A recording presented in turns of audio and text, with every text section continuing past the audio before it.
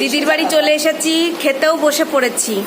এই যে আমরা নিচেই বসেছি, আমার ছোট্ট ওই যে টেবিলে খাচ্ছে, আমরা সবাই একসাথে বসেছি বলে নিচে বসেছি।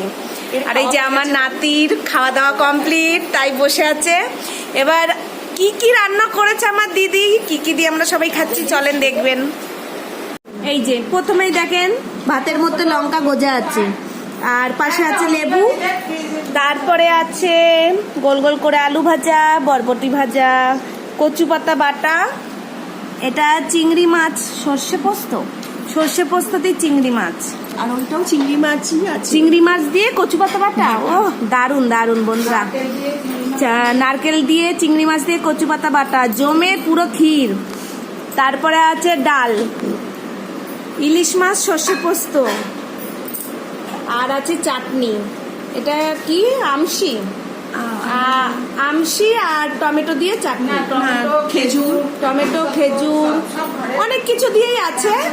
এই দারুণ খাবার। ওই দেখেন আমার ছোট্টি খাওয়া দাওয়া মোটামুটি কমপ্লিট, না কমপ্লিট না, এখন চিংড়ি মাছ নিচ্ছে সবে। আমার এই যে বুনজিও বসেছে খেতে। এই যে তাহলে আমরা খাওয়া দাওয়া শুরু করে দিই আমি। তাহলে আবার বন্ধুরা ভিডিওটা ভালো লাগলে একটু লাইক কমেন্ট করে দেবেন। আবার পরের ভিডিওতে দেখা হচ্ছে। এখনের মতন টাটা, নিয়ে বসে টাটা করো। আমার নাতি কিন্তু স্পেশাল।